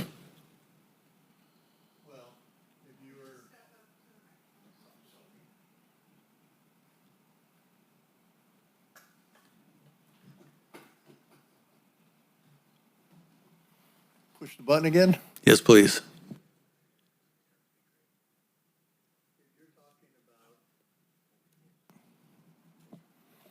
Sorry. If you're talking about setup time versus open window time, I realistically could probably set up in 1 hour. And I could tear down in 1 hour if I'm moving. The problem I have is with all my deep fryers, my sinks of water, hot water. I would say realistically, I would like 6 hours.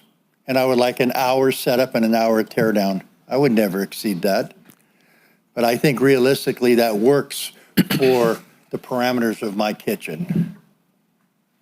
So are you saying 6 hours total time? 6 hours open window time, an hour on both ends, so 8 hours total time. Okay. Through the mayor. Just trying to book in this because you said an hour, basically if you're hustling, you can do it. And you're going to have winter months in there that temperatures got to rise and stuff.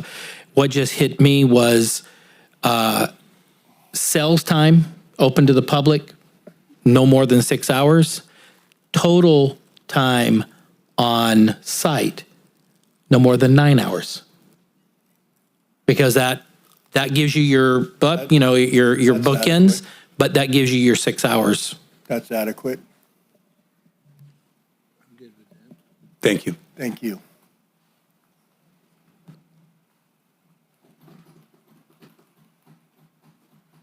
Talk to me, council.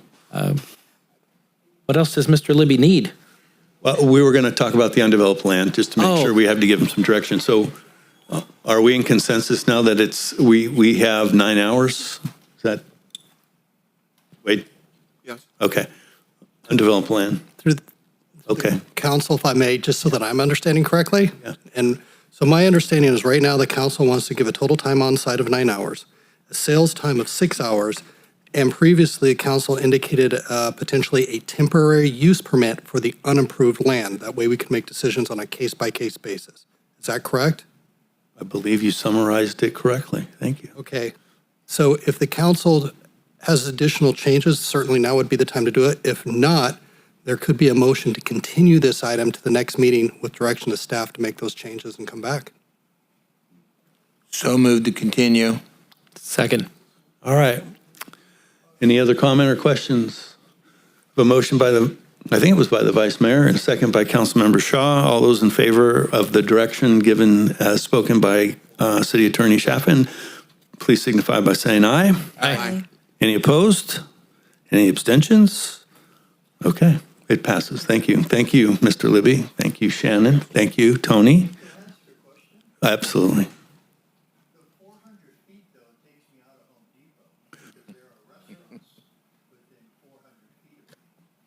It's a good question. Are we willing to? Could I suggest that we reopen this item, Mayor? Okay. Thank you. Do I As have? long as you say, okay, it's reopened, I'm good. It's okay, good. And I think, Mr. Libby, correct me if I'm wrong, but it's actually 600 feet for the movement area. So if you're operating on private property and you're on there, you have to move. So right now, what that would look like, you could spend your total time 9 hours on the site. Then after 9 total hours, you'd have to move at least 600 feet.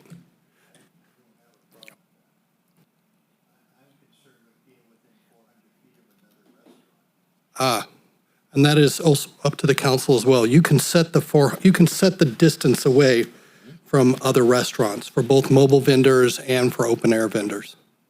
Through the mayor, can we find a happy median in this? Because after our conversation, I've been going back through the old ordinance in my head and trying to figure this out. And there's one, I think, defining thing that we talked about that helps us separate some of these illegal vendors versus the people who are trying to do it right. Have a carve-out clause if you get signed permission just like he did from the owner of the property, because they could easily buy a building and go right next door. So that's free enterprise. But you've got to get that. And I know when I was talking with Mr. Bendorf, I equated it to, most of us has gone hunting during our lives. And if you're on private property, the one thing that you have to have in your pocket is signed written permission from the landowner to be on their land hunting. It's the same type of concept. So a way that we could make the rules of the 600 feet across the board stand, but yet give a carve out is if the legal vendors and mobile units are getting permission to do this, and that just be that extra hurdle you have to jump over, but it's not a high hurdle. Because if you're doing it right like you did and you talked to them at Home Depot, they gave you permission, but that also stops the food trucks that just roll up because guess what, Tony, you're selling great hot dogs and they want to sell, whatever next to you. It's not going to happen because they don't have permission to be there.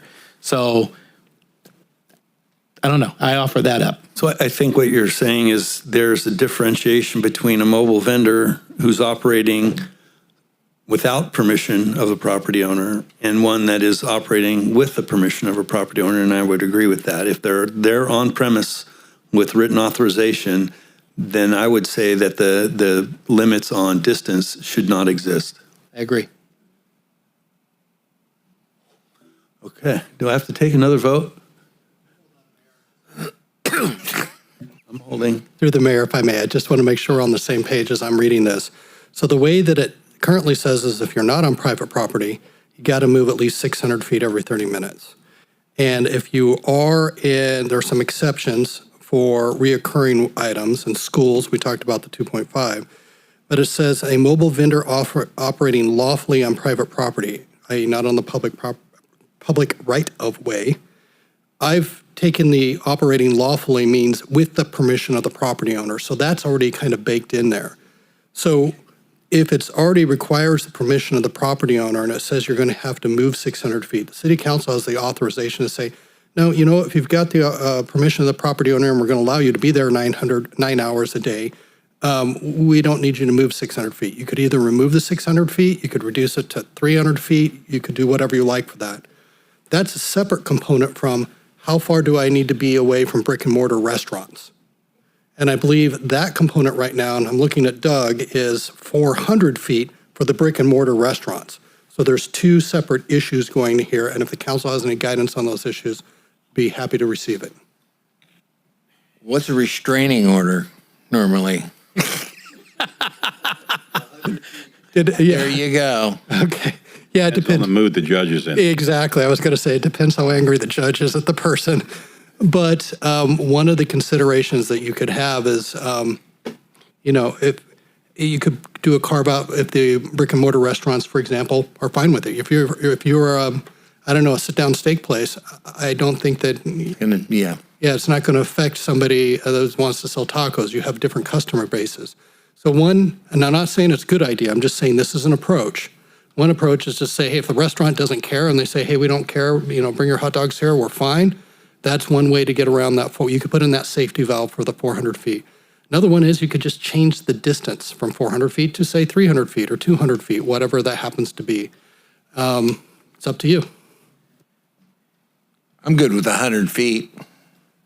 I'm still trying to go back to the simplest of things, and I'm thinking of the signed permission from the landowner is the trump card, That is it overturns everything. If you have signed permission, then the 400 feet doesn't apply, the 100 feet for restraining order doesn't apply, the 600 feet for moving. If you've got permission to be there, whether there's money being exchanged for rent or not, you got permission to be there. And if the steakhouse wants to give you permission to be, then have them sign the form and you can be there, and that's fine. But instead of trying to go 100, 400, 600, can we just make it simple and go, if you've got written permission from the property owner to be there, we're done? You can, but what that means is for your brick and mortars, you could have somebody go just across the property line and then open up there. And so you may have your brick and mortar saying, hey, now I'm in direct competition. I'm Wiener Schnitzels, as Tony pointed out. Sorry, Tony, I'm using your first name, but it's an easy name to remember with your business. So if, like Tony said, he would never pull up his truck besides der Wiener Schnitzels, or Wiener Schnitzel. I can't even say the German word. He would never pull up to that business and compete with them. But unless you put a spacing requirement or distance, they would be able to do that unless they wrote off and said, yeah, we're fine with that. So if you take away that spacing requirement, what that means is he could operate on their property, but it would not stop anyone from operating 1 inch over the property line. This is what keeps Doug and I up late at night, by the way, as we think through all these things. Restraining order?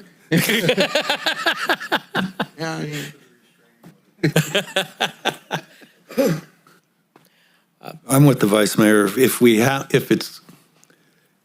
But I'm also with Councilmember Shaw. To me, if you got the permission of the property owner, you should be good. I mean, that's just the free enterprise system. I'm sorry. I'm not sorry, actually. I'm supportive of that. So, what's the pleasure of the council? I'm of the opinion if you've got written permission to be on the property, then you're good no matter where you site yourself. That's me. Okay. And I do not want to be the devil's advocate, but this is what you pay me to do. And that is keep in mind that the restaurant owners are in property zoned for restaurant uses. And other properties such as Home Depot are not planned or being used for restaurants. So they may not have expected that competition. So it's almost baseball season. Let me throw a knuckleball in here. Because you're taking this back for some tweaking, perhaps we should take a little time and reach out to our restaurant association and see if they have some input. That would be fair. That goes along with what Mr. Tucker said earlier. I mean, if you're going to impact somebody, I do believe there is a restaurant association still in town. Okay. We can certainly do that. It'd probably be premature to think that we're going to come back on April 7th. Understand. Okay. Yeah, no. I want to give them I want to give you some time, but certainly I want to give them some time. And obviously, I think you got some pretty good flavor from where this council's at. I do think it is reasonable for restaurants to have some input or some say, but at the same time, as we've all kind of alluded to here, let the buyer be the buyer. Right. Understood. So for the purposes of clarity, council, this is what I understand the council's direction is. Total time on site on private property is 9 hours. Sales time, 6 hours. Temporary use permit for unimproved lots. Reach out to the Restaurant Association for distance input from brick and mortars for operation. That still leaves one more, and that is the on-site. Currently, the proposed ordinance says, hey, once you've been in operation for a certain period of time, 9 hours now, you need to move 600 feet. Did the city council want to change that, or are you fine with that number? I wasn't clear. It didn't look like you were fine with it, and I just want to make sure we don't miss that component. If you've been there 9 hours, yeah. So, okay, I'm seeing 5 nods to keep the 600 feet. Thank you, that's very helpful.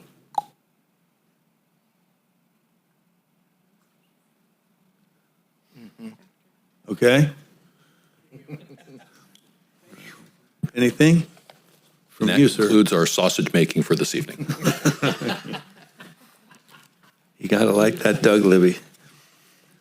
All right, I appreciate the feedback from those who spoke, and we'll continue to tweak on this and certainly be in communication. All right, thanks to council too for all their input. Next up is item number 10, community sponsorship request, the Playzeum, and presented by Sierra Wakefield.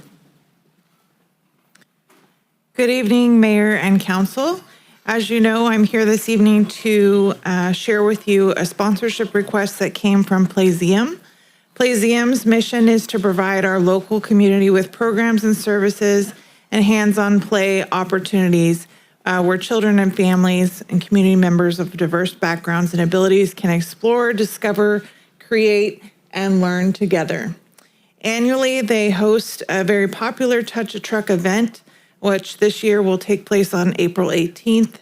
And this event grows every year, and they anticipate at least 3,500 attendees to this event. They're requesting a monetary sponsorship in the amount of $2,000.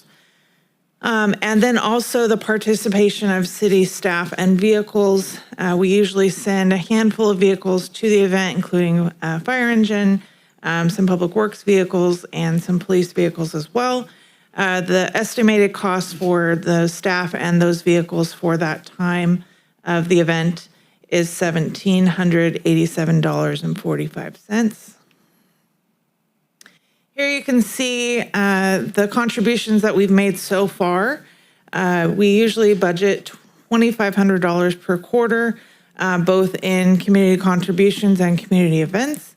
As you can see on the bottom right, this request of $2,000 would fall into Q4 of our community events budget, which total at the end of the year, if no additional sponsorship requests are granted for this particular account, we would come at the end with a $1,700 balance.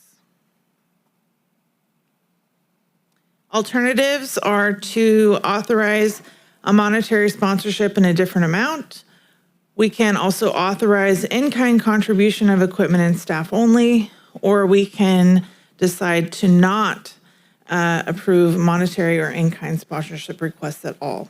So that, of course, is at the council's pleasure. My recommendation is to consider the sponsorship request, and if approved, then adopt the resolution to approve a monetary sponsorship request from the Playzeum in the amount of $2,000.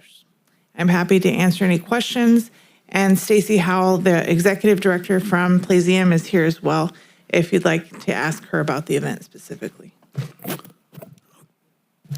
Any questions before we get started? Okay. Any comments from the public?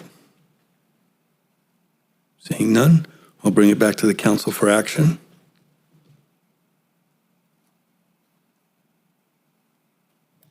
Through the mayor, I'd like to make a motion to adopt a resolution approving the sponsorship request for the Playzeum in the amount of $2,000.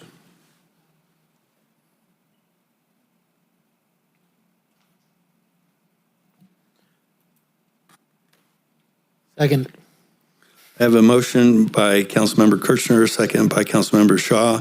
All those in favor signify by saying aye. Aye. Aye. Any opposed? Any abstentions? All right, seeing none, item number 10 is approved unanimously. Thank you, Sierra. Thank you, Stacy.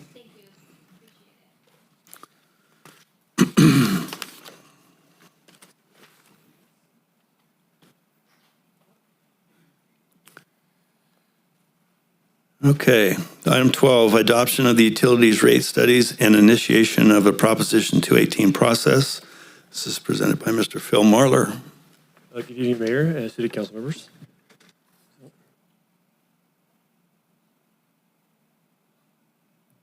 Testing. Okay, so the item I bring before you tonight is the adoption of the utilities rate studies and initiation of the Proposition 218 process. This is going to be a little more of the same as last meeting with some updated recommendations. So this presentation focuses on our system needs, financial outlook, and recommended actions moving forward.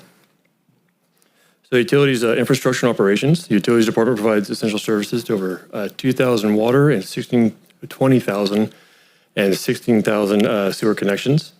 These systems operate 24/7 to protect public health and ensure regulatory compliance. Some background on the rate studies. The water and wastewater rates were last adjusted in 2016. Since then, inflation, energy costs, materials, and labor has significantly increased, and regulatory requirements continue to become more stringent. Much of our infrastructure is over 50 years old, and our current revenues do not fully cover operations, capital replacement, and long-term needs. The water system and capital improvement needs. Like I said before, we serve over 20,000 water connections, which include 280 miles of distribution pipelines. We employ 25 full-time employees. We can treat up to 36 million gallons a day utilizing Feather River surface water and 2 groundwater wells. The system was originally built in 1969, and the aging infrastructure requires reinvestment to remain reliable. So obviously in the very top is an aerial view of the water treatment plant. Bottom left is a deteriorating blow-off within our distribution system. Center here is actually one of our severe leaks in a sedimentation basin at the treatment plant. And then over on the far right, again, is the age of the distribution pipelines, where you want to focus on the red, orange, and green colors, which indicate 50 years or older. Revenue requirements for water. The operation and maintenance costs are projected to rise from $13.9 million to $16.5 million by fiscal year 2030. Our debt service increases from $3.5 million to $4.2 million, and we have approximately $8 million annually in capital improvements. Priority projects include treatment plant rehabilitation, pipeline replacement, pump station upgrades, tank rehabilitation, and SCADA upgrades. The reserve targets were required to have 90 days of operating reserve and 25% of the 5-year average of CIP reserves for emergencies. The need for rate adjustments for water. The annual operating deficits are projected, and the revenues or reserves are being drawn down to maintain service levels. Operation and maintenance and debt payments are mandatory, and the capital projects cannot be deferred indefinitely. Rate adjustments stabilize the fund and protects long-term reliability. A recommended rate schedule for water. The proposed 5-year schedule provides gradual, predictable increases, aligns revenue with cost of service findings. It'd be effective November 1st for all fiscal years, and the rates would be reflected on the January 1st bills. Again, this is an example of a rate schedule for the typical single-family home for a 1-inch meter for water. The bar graph shows what our costs are in relation to surrounding agencies. Again, we are currently in the red, and we're proposed to be in green. The wastewater system and capital improvement needs. So over 16,000 sewer connections, 176 miles of gravity mains, 17 lift stations, and 3.3 miles of forced mains. The water treatment facility was built in 1972 and is operated by 39 full-time employees. The picture here is the aerial view of the wastewater treatment plant, and the picture below it is our original outfall diffuser, which in order to use it, we had to have 0.9 tenths of submersion with 10,000 cubic feet per second of Feather River water flow, which we haven't had in a very long time. So additional capital improvement needs for wastewater. So at the top left is going to be a secondary clarifier after repairs to some of the damaged bottom arms. Bottom left is actually inspection of one of our sewer mains. The thing in the very back distance there is a giant root ball, which was blocking flow for this particular main. And then, of course, on the right-hand side, like last time, the colors indicate deteriorating and vulnerable pipe sections, and you'd want to focus on the red, orange, yellow, and neon green. So revenue wastewater revenue requirements, so operation and maintenance projected to increase from 16.1 million to 19 million by fiscal year 2030. Debt service increases from 3.4 million to 6.9 million, and we have approximately 7.9 million annually in capital improvements. Priority projects include lift station rehabilitation, treatment upgrades, compliance improvements, pipeline rehabilitation, and equipment modernization. Reserve targets like water required to have 90 days of operating reserve and 25% of the 5-year average of CIP reserves for emergencies. The need for a rate adjustment for water, we're projecting operating deficits by maintaining the status quo. Debt service will nearly double by fiscal year 2030, and meeting regulatory requirements requires ongoing investment. The recommended rate schedule for wastewater, this aligns with the cost of service findings. It would be effective November 1st for all fiscal years.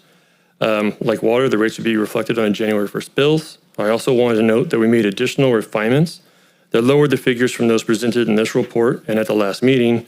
The information attached to the resolution reflects the final and accurate data. This is also an example of the rate schedule for the typical family household for sewer.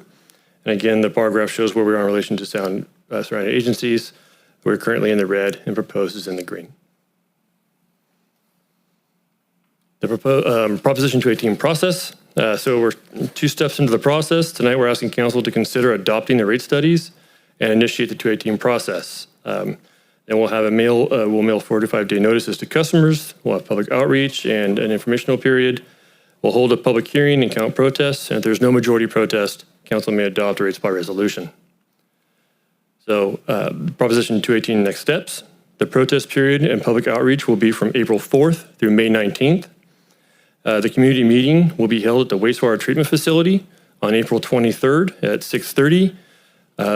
And that facility is located at 302 Burns Drive in Yuba City. And staff recommends accepting the results of adopting the 2026 water and wastewater rate studies, initiating a Proposition 218 process and approving the form of the notice for Proposition 218 protest hearing, and setting the protest hearing for May 19th, 2026 at 6 p.m. here at the council chambers. With that, I'd be happy to answer any questions you might have. Any questions for Mr. Marlar?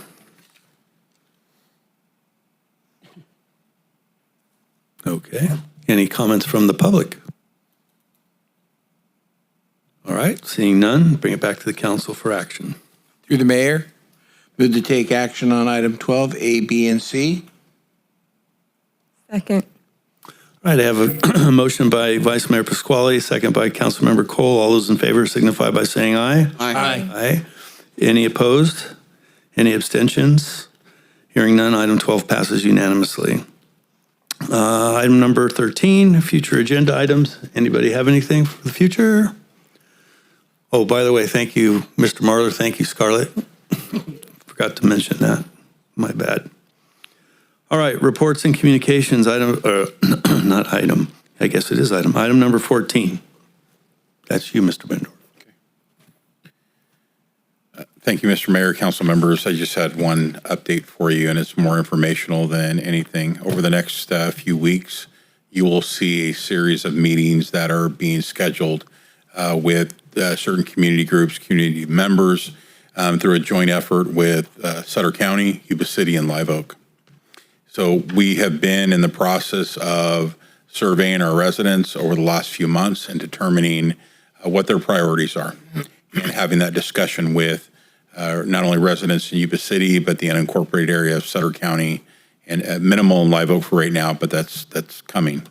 But again, it's just to determine the priorities for folks out in our communities, listen to them, and folks at those meetings will be myself, your fire chief, police chief, your public works director, et cetera. And we've been working on those presentations of what we'll be discussing with our residents and businesses over the next few months. But you'll see those meetings start to get set up and be announced.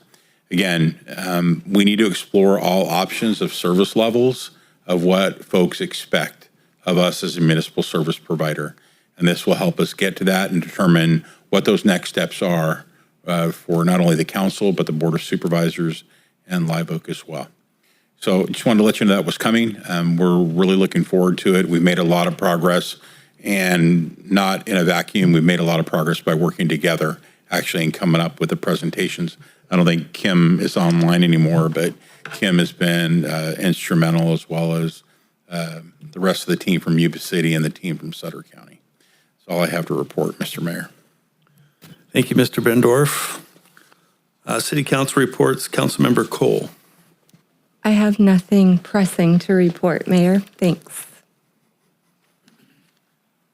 Thank you. All right, Councilmember Kirchner. Thank you, Mr. Mayor. Starting at the top, Gil Sizer, let's say it together, was canceled. Regional Water Authority, we got an update on Proposition 4. Proposition 4 passed in 2024. It's the Drought Preparedness and Clean Water Bond Act of 2024. Authorizes $10 billion in general obligation bonds. So that's the discussion. This discussion centered on that. Mr. Wolf did an amazing job putting together a neighborhood meeting in my neck of the woods. McCune and Sanborn, we all know about the issue there, but the county was there in full force. Appreciate that. The city was as well. I think we got to a consensus, and folks love to be heard, and they were certainly heard. So thank you for your time and efforts on that.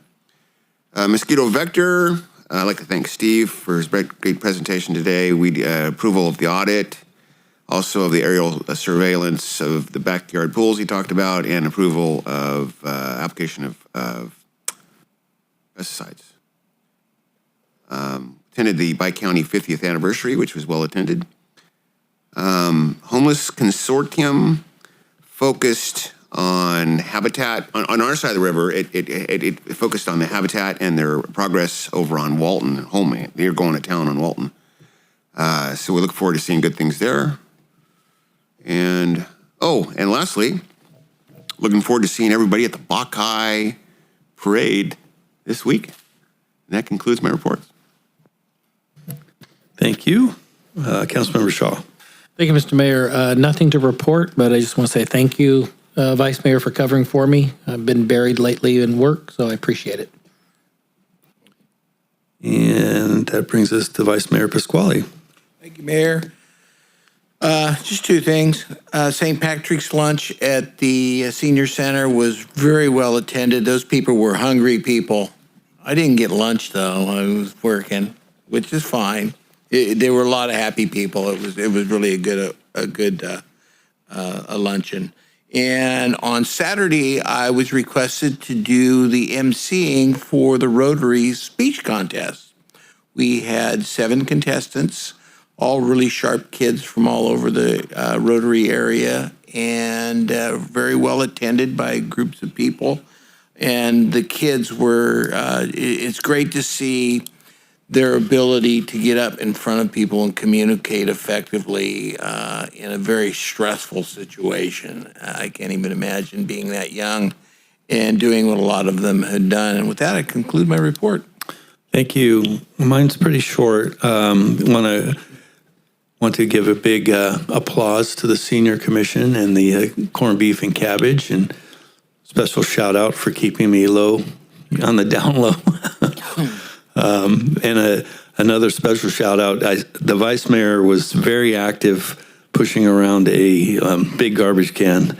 So I think he was very active. There are a lot of people. How many people did you have, if you don't mind me asking?